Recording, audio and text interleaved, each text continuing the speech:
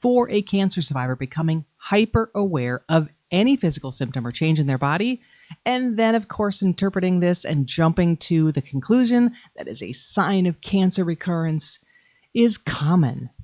This hyper fear can be horrific and can lead to significant psychological distress, anxiety, depression, and an inability to concentrate, sleep, and enjoy your precious life. This heightened health-related anxiety can also lead to frequent doctor's visits, unnecessary medical tests, and an overall preoccupation with monitoring your body, which can be physically and emotionally exhausting. This fear playing Russian roulette with your life is what we're talking about in this episode of the Recovery Room podcast. This episode's expert guest is Kimberly Macon. Kimberly is a National Health and Wellness Board certified coach in mindfulness.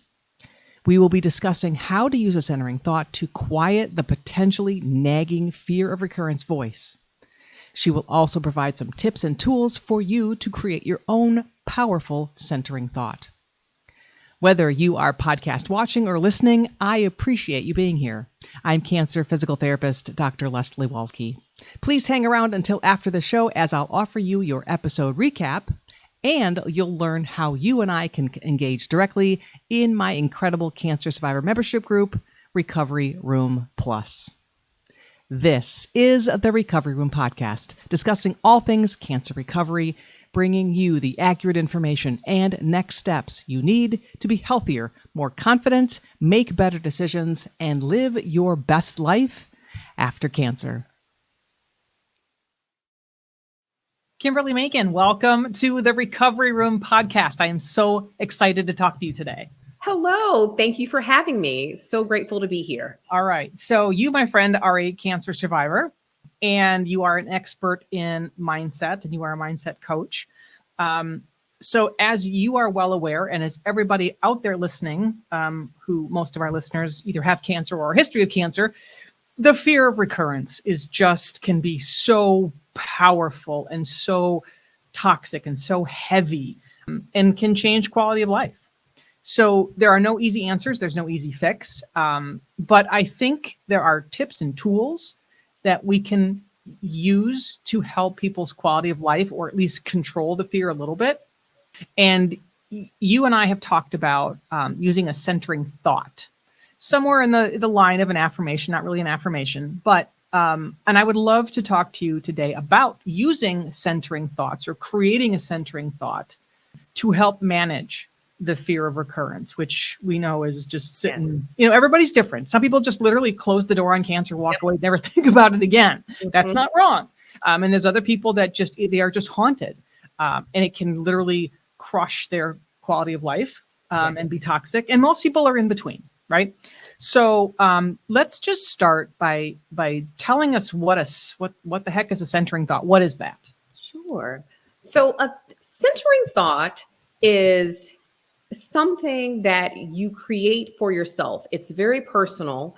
That helps to, when the negative thoughts occur or negative circumstances show up, it helps to rebalance you and center you to be in a more positive mindset and space. So it is a short statement that you're able to repeat to yourself to counteract that negative thought or experience that continues to, I'll just say it, kind of haunt you and bubble up at times. And so that's the thing about the mind. Thoughts will come. Yeah, they will. They will come. And, a lot of times people just try to say, okay, I'm just going to not think about it. I'm going to try to put it out of your mind. That's not going to work. Right. But what can help, and what does help to shift you back to a more positive space, is having something to counter that negative thought on hand and readily available to use when that negative thought occurs. Yeah. So I think a nice example to kind of start with, or maybe to help explain this more, is creating a centering thought can be, so let's just take the fear of flying. A lot of people have that fear, ridiculously unfounded. but still everybody has it, right? So, and I fly quite a bit, and I wouldn't say that I'm afraid of flying, but there's always, turbulence cannot bring down a plane, but everybody's like, oh, God, here we go. So I remind myself that statistically, it's the safest way to travel. You're more likely to die on the way to the airport in the cab or the car than you are to die on between runways. And I will always remind myself, if I do get a little tense, is like turbulence cannot negatively, it can't impact a plane. It can make it bumpy and uncomfortable, but it can't hurt the plane. The plane is strong, the engines are strong, the pilots are brilliant, and the flight attendants are trained to take care of people in these situations. So it's one of the safest places to be. So what would a centering thought be for something like that? So a centering thought for the fear of flying. So Dr. Leslie, you just ran down a list of all the facts. Right. Yeah, those are the facts. That's where my life lives. Yes. Yes, that backs up, that is evidence of flying being the safest mode of transportation. Right. And that you have the pilots, you have everyone that is trained that if something should occur, there are plans in place to address that issue that is not likely to happen. Right. So a centering thought would simply be, I am safe and all is well. Perfect. Because something that simple, once again, it's about being able to calm that nervousness that's in your system and being able to repeat that a few times to get you back to that centered space. Right. So simply saying, I am safe and all is well. Mm-hmm. I am safe and all is well. Your body will then shift to be calm and more relaxed in the moment. Right. Perfect. So it just kind of resets your physiology a little bit. Yes. Just keeps okay. So how can we use then a centering thought? So let's switch it now to the fear of recurrence, which it can be terrifying. And so how can a centering thought be used to manage recurrence? So with recurrence, like you mentioned earlier, if you're a cancer survivor, you are going through the journey right now, as much as you want to not think about it, like you said, it's always in the back of your mind for most people. And it's not about, like I said, denying it or not wanting it to be there.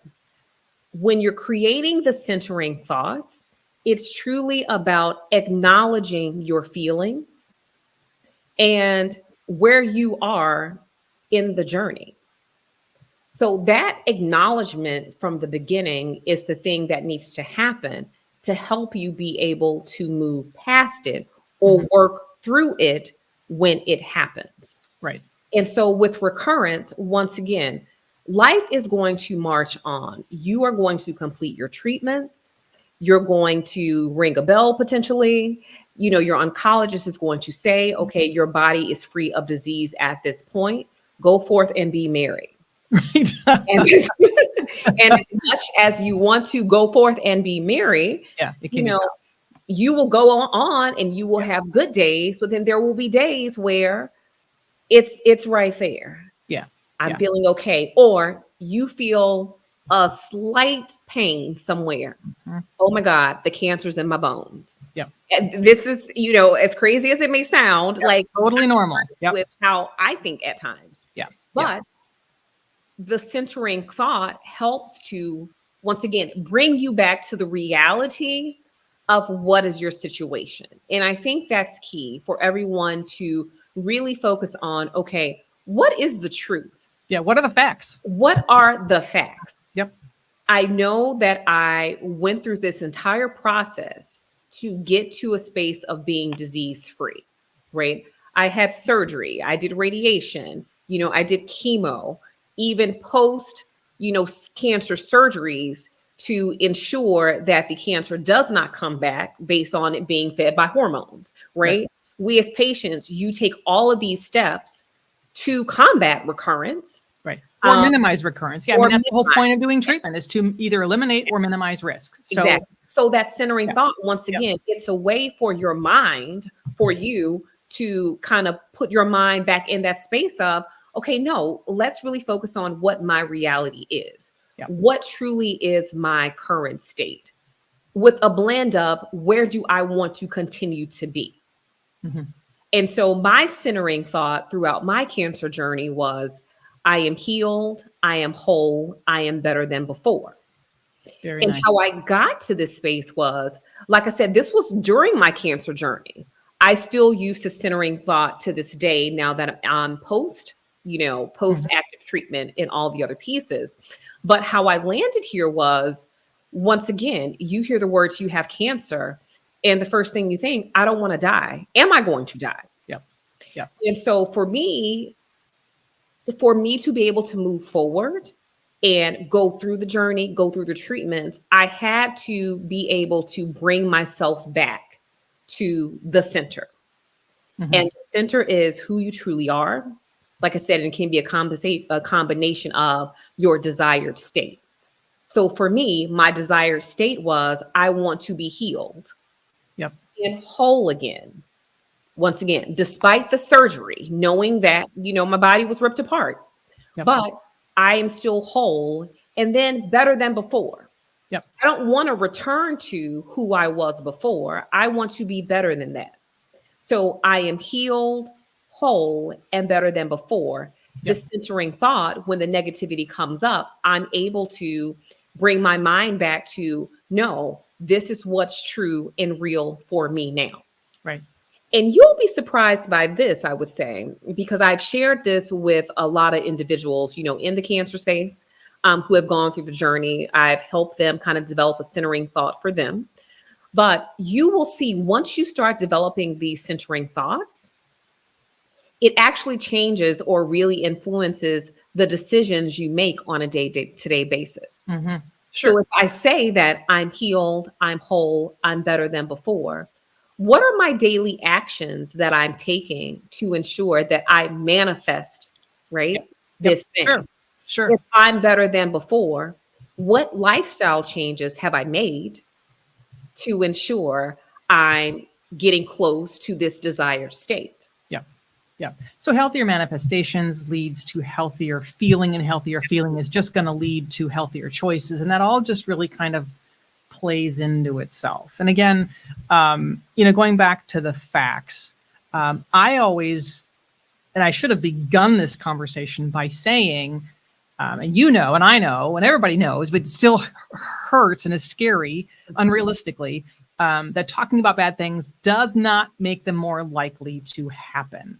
And not talking about them doesn't make them less likely to happen. So having these conversations, forcing you to step into that space where this is really scary, actually can help you regain some of that power over the fear. I mean, the fear is not going to go away, or unlikely to go away. It does fade with time for most people. Mm-hmm. But stepping into it is not dangerous. It's scary, but it's not dangerous. And actually stepping into that space can empower you to help reduce the fear a little bit, or reduce the power of that fear. And then by creating these statements, helping to recenter when it does creep up, and talking with your medical oncologist and saying, what is my risk of recurrence? Yes.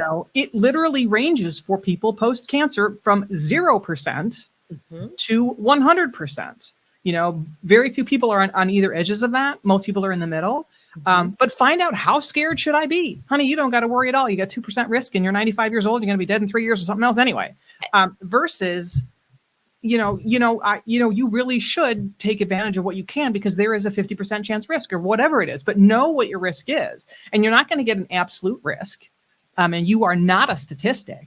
But talk with your medical oncologist. Where is my risk zone? And then what can I do, in addition to the treatment that I've already done, to help continue to minimize that risk? That's important as well, because you can't just say, I'm going to talk positive and then go smoke and drink and be 80 pounds overweight. Absolutely. It's a package deal. But I think these centering statements are really, really powerful, and nobody talks about them enough, which is why I'm really glad that you're here. So can you repeat your centering statement for us again, for when fear of recurrence creeps into your head? I am healed, I am whole, I am better than before. That is just And that's good. And I think even for any life or health injury, that's just a good statement. So can you give our listeners then some tools if they want to create that? They can certainly borrow yours, I'm assuming, because that's just Oh, awesome. absolutely. Please do. Yeah. I mean, it's free to Yes. all. Yes. But if somebody wants to create their own, solid centering thought, what are some tools or how would they go about doing that? So I think the first step is to what you were kind of talking about before. Understand the realness of your current state and situation. We operating in fear, especially in this type of space, in the cancer space, um, it's a hindrance because knowledge is power, information is power, time is power Yeah. in this I like space. And so you have to be willing and ready to embrace all of the information surrounding your situation. Yeah. Because these centering thoughts, they can be very personal and individual based on what's going on with you and in your life. So once you have a good picture kind of all the information, all the pieces of the puzzle, you then literally sit down either with a sheet of paper, a pen and paper, or on your computer, and you think through, okay, what comes up for me, right? What scares me? What is that thought that I can't shut off in the back of my head? Maybe it's recurrence. Maybe it's fear that, okay, now that I've been sick, will my children eventually get cancer? There's so many thoughts that could come up.